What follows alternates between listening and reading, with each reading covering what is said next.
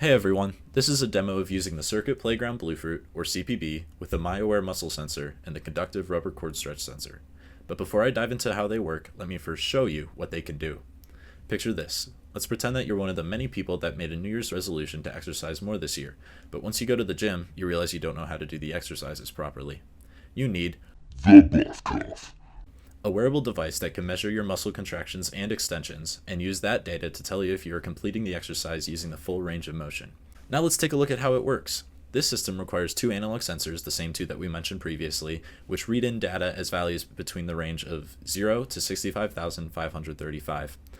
A CPB powered by a tiny 110 mAh LiPo battery then processes and interprets those values.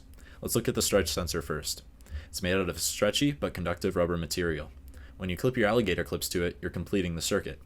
As you stretch the cord, the alligator clips get further away, increasing resistance and decreasing the value read into your CPB. To use this with your CPB, use one alligator clip from a 3.3 volt pin on the board to one end of the cord.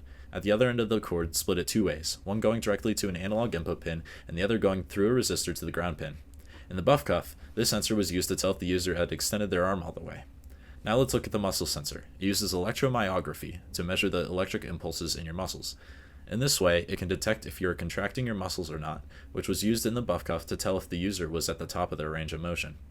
To use this sensor, you want to solder leads to the positive, negative, and signal pins on the sensor, and then connect these leads to the CPB's 3.3 volt, ground, and analog input pins respectively. Next, attach these electrodes to the sensor and place it on your arm like this. Now you should be ready to go. Can't wait to see what you create.